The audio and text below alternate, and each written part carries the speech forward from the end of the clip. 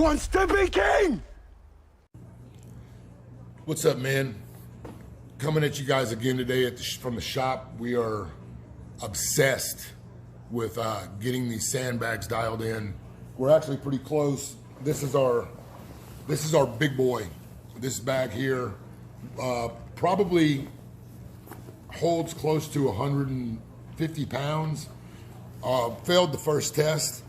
We missed a couple of seams and ripped it. So we're gonna battle test this bag and make sure that what we're gonna put out is the most badass sandbags in the market, and then we're gonna release it. But that's where my focus has been, and like I said, it's become somewhat of an obsession. And that's kind of a segue into the message that I want to bring to you men today. And the words that I want you to focus on today is pay attention. Now, when you hear that phrase, what does it mean to you? You know, we hear that from the time that we're little kids. At some point in time, some adult tells us pay attention, because where we're at, we're doing our own thing, we're fighting ninjas or whatever the fuck it is that we do when we hear this thing, and we know by the tone and the demand that we are to stop all of what we're doing and to put the focus on what we're being addressed. Now, it's kind of crazy because, you know, I've heard that over and over for half 100 years, and I never really paid any mind to what that statement actually means. But when you look at what that means today, with today's sick culture and the narcissistic pursuit that both men and women have. I mean, men have become just as disgusting as women in this need for validation for vaginal feminine shit. Like I said in my last video, the taking of selfies and posturing yourself, you know, over analyzing fashion and putting worth in worthless shit. Those are things, to me, in my opinion, the fashion industry, all of that stuff is all vaginal. It's for women. Now, do I think that you need to go grab some rustlers from Walmart and scrub out? Absolutely not. I'm very well aware of the difference in quality in things like jeans. I get it. But to create an identity, I've seen so many douchey dudes with $300 jeans on and those stupid pointy shoes all look exactly like each other, and they look like broads. This Metro movement that went on really turned men into women, and it's gotten all the way down to the skinny jean phenomenon. To me, so many men, even men that I know and I have respect for, have fallen into this gay shit, and to me it's just it's silliness. But pay attention. When you look at what that means, when you look at what that means on a base level, that's what you're getting paid for at your job. No matter what your job is, if you're an engineer or a trash collector, you're not just getting paid to show up. They're not just paying you for your time. They're paying you for your time and your attention. That's what your job is. You get qualified or you're unqualified to do a certain thing, but you don't get to just show up and say, hey, I'm here, like a woman in the world. You have to pay attention to detail, because if you're a trash collector and all you're doing is riding on the back of the truck and flexing and taking selfies for your Insta, your ass is fired, man, because you just showed up. It wasn't enough. You have to pay attention, and you can't just grab the trash can and throw half of it on the street and half of it in the truck.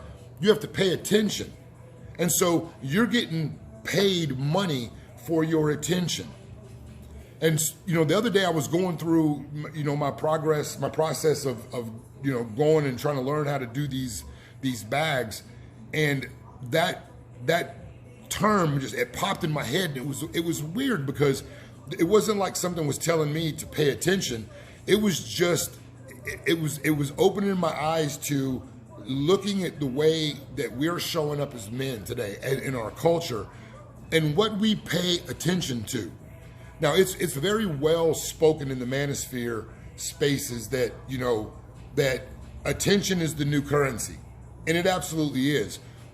That's why I really encourage dudes to get off of these social media platforms. If it's not for business, get off of them. Don't validate, don't like women's pictures with, I mean, and I know what it's for. Every dude who does that hopes that some sort of way that, you know, she'll see how awesome he is when he's petting his dog or standing by his truck or whatever he's trying to sell to the digital world. They're hoping that maybe she'll pick me. All the goofy dudes who make comments beautiful. So these dudes are never going to have a chance. But what you're doing is you are paying these women with your attention. That attention is payment enough. She doesn't need you to take her out and buy her anything. There's guys on her roster that will do that. But in the meantime, she needs those little boosts of her ego. Every like is a little dopamine boost. We all know those things. But I'm really not worried about, I'm not worried about their benefit or their loss. I don't give a shit about what the plight is for them. I'm talking to you men. And what I'm telling you men is you need to really pay attention to what you're paying your attention. No matter how you slice it, there's a lot of guys that are trying to give men and boys advice about how to go about things. And one side of their face, they talk about how you don't prioritize women and you don't do this and you don't do that. You get about your grind and all this goofy narrative that goes on and on and on. And some sort of way, however their work is cut out for sale, they'll try to tell you, if you deal with women, then you do it like this. And if you do it my way, you're not losing like a simp. But no matter how you slice this pie, you are paying attention. Even if you're going for a pump and dump, dude, you're paying with your attention. And you're going to do this with a person who does it with multiple dudes. So it's not like you're really doing anything that's boosting you as a man. I had a conversation with one of my mates not too long ago. And he's a young dude and he was talking about going with this chick and that chick and this girl's got a boyfriend and all of this stuff, and I listened to him talk and it was fucking hilarious because in my mind as an old dude and with an understanding about how things go, I know that this dude is just one of many for every one of these women, especially the ones who have some sort of man, boyfriend, husband, whatever. And when he was bragging about his little exploits, I told, I gave him a narrative to consider. Just gave him, just a hypothetical situation, and I wanted to see what his reaction was. And what I asked him was, dude, if there was a fraternity, a fraternity of your brothers, let's say there was 10 dudes that you have in your circle, and they got a fleshlight, and they started sharing the fleshlight. Cleaned it out after each one. You don't want to be disgusting. How stoked would you be about using that fleshlight? Man, I didn't even get the story out. Just the idea of him using it after one or two dudes. He wanted to stop the story, and I was like, no, listen to me, dude. And I went through so many cleaning processes, and in his brain, it was just a hard no, full stop. And I'm confused.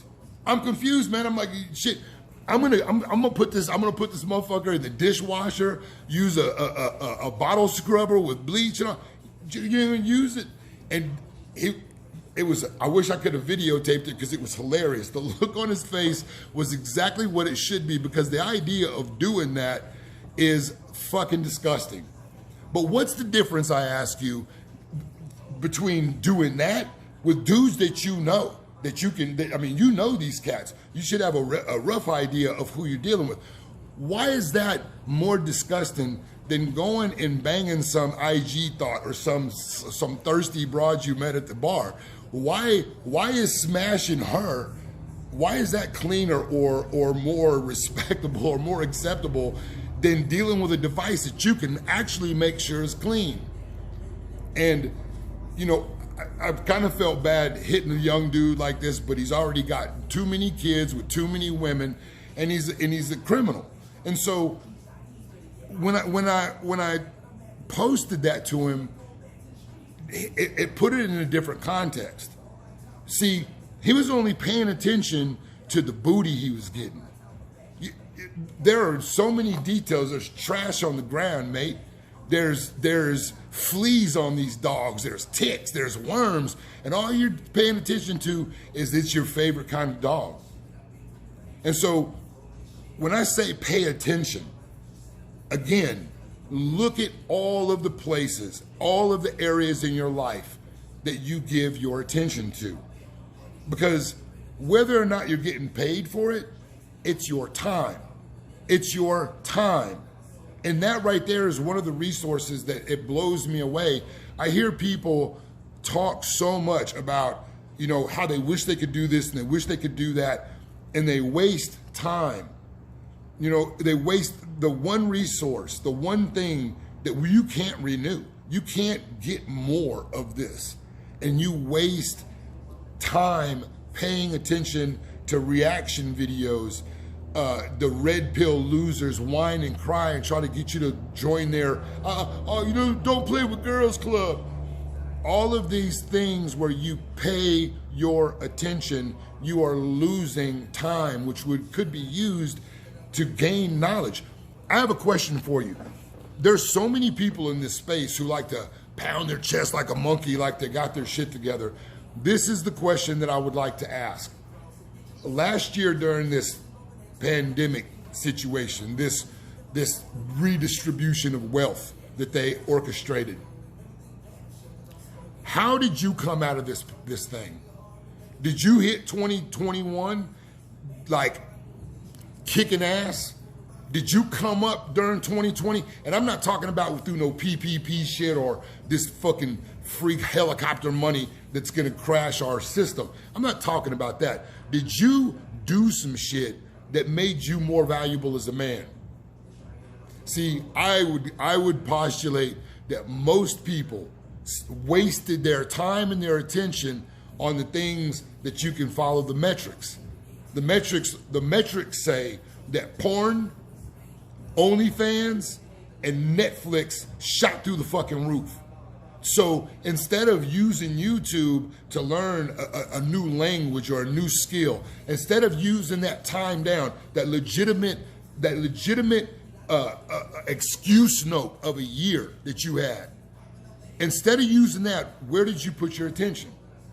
See, I know so many people who came out of this shit worse off than they went into it because they went into it with fear, apprehension, and then they were lazy. They sat in there peeking out the peephole, waiting for the boogeyman to get them like a dope fiend, waiting for the police to raid the trap. And they lost shit. Some people lost everything. Instead of taking advantage of a situation to build upon themselves, they allowed themselves to be paralyzed, or they paid attention to shit that was gonna do no good whatsoever in their life.